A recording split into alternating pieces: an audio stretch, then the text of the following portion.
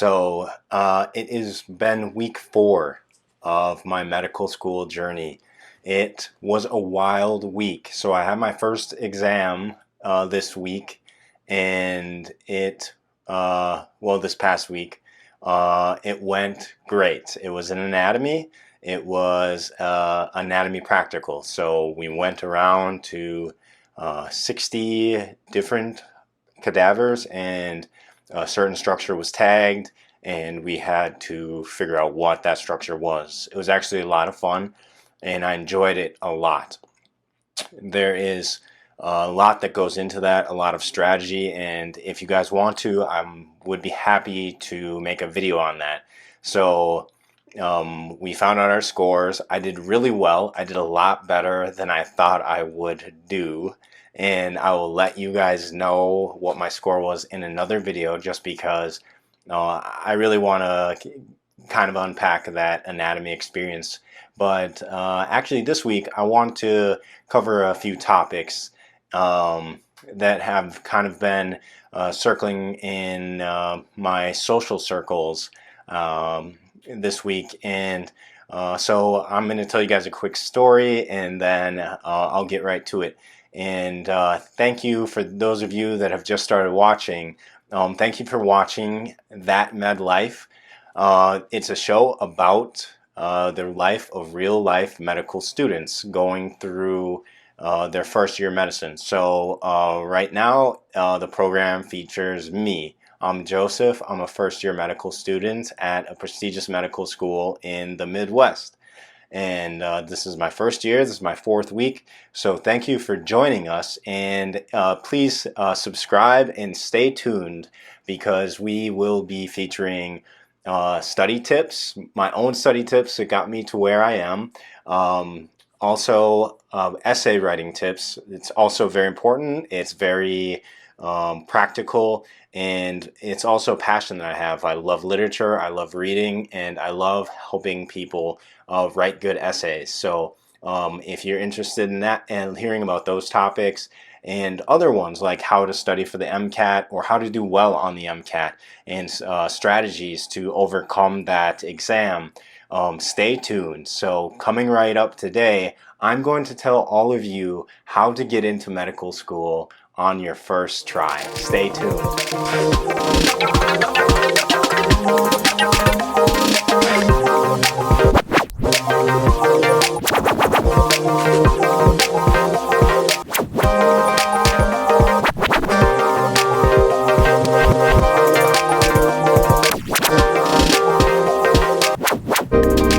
Hey, what's up everybody? So welcome back.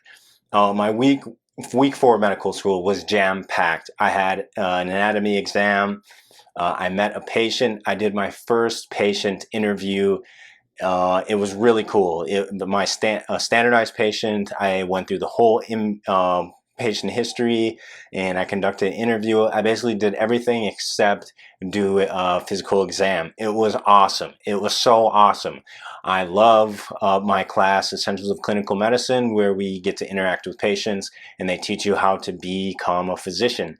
So I will let you guys know about that, but more on that later. This week I want to cover a subject because I applied to medical school last summer. So around this time last summer, I was interviewing at different medical schools around the nation, and I ultimately was accepted, and I decided to go where I'm at right now.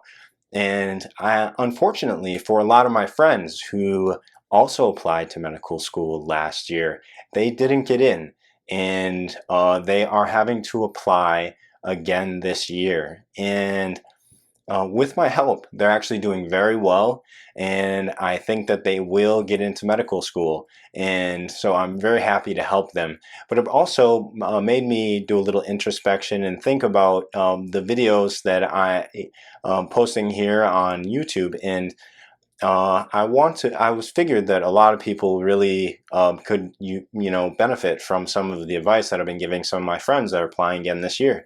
So I'm going to break this little mini series That Med Life edition on how to get into medical school on your first try. So today I'm going to talk about the preliminary things that need to be addressed if you want to go to medical school. So, and then in the second video in this small series, I'm going to cover the actual application to medical school. And I'm going to go over some of the tips and strategies that I use to be successful in that process. And then in the third video, I'm going to talk about the interview process and how you're going to negotiate acceptance terms and how that actually happens. So today we'll just start with the basics because you have to learn to crawl before you can walk. So if you want to go to medical school, you need to take your basic prereqs, what are called prerequisite courses for medical school. And these courses are basically science courses that cover do a very shallow coverage of all the basic sciences, from physics to chemistry to biology. And then they also, some prereqs that are required also cover things like humanities or art and philosophy and subjects in those fields. And that's what you're really going to have to do first, is basically take your prereqs. Now, anyone, at least in the US, to get an MD degree and be accepted to a program, you don't need a bachelor degree in any specific field. So I think that you need to choose what you're passionate about, because that's going to be very important when it comes time to actually apply to medical school and talk to admissions committees. And also it's going to shine through in the tons of essays that you're going to write. So that's the first thing that you're going to want to do, is take the prerequisite courses and do really well. And it's very important that you do very well. Just try and get the highest grade that you possibly can, and try and be as disciplined as you possibly can. If you have to put in more work at specific times to get better grades, it will all be worth it in the end. So kind of the theme for this section of the series is going to be plan with the end in mind. And it's based on lecture that was just given at my medical school from actually we have a new dean of education at my medical school, and he came straight from the AAMC. So he worked there on various committees at the AAMC and set various metrics for getting into medical school and for future physicians, and now he works as the Dean of Education at my medical school. So he's given several talks. The one talk that he was most recent, one of the takeaways from his lecture was that in planning medical school education, what he did at the AAMC, he would plan with the end in mind. So he wants to, and he's telling us and giving data on how he believes that education in medicine should be administered. So I just want to take that small bit of wisdom and apply it here. So when you're wanting to go to medical school, you're going to need to study really hard and get very high grades, and just do the best that you can. And you're also going to want to study for the MCAT and do really well on the MCAT. And so me right now, I am preparing to start entertaining the idea of taking the USMLE step, or otherwise known as Step 1. And that's the first board exam that I'll have to pass after my second year of medical school to continue on to my clinical rotations and eventually graduate medical school. If you're an undergraduate, the first exam that you really need to be concerned with is the MCAT. So you want to study very hard for the MCAT and get a high score.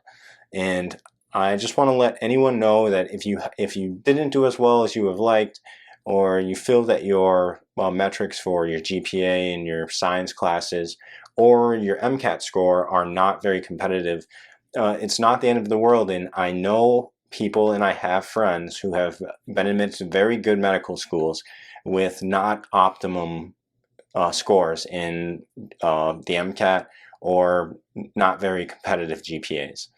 So that's not the end all. It's much easier, and it takes a lot of pressure off your shoulders if you can keep a very competitive GPA and score very high on the MCAT. So those are the principal, most basic things that you need to kind of lay the foundation for your medical school application. I hope that you enjoyed watching this video, and I hope that you got a lot out of what I had to say. I'm sorry if I rambled a little bit on certain topics. It's been a long week, but I still wanted to reach out to you guys and let you know that everything's going well.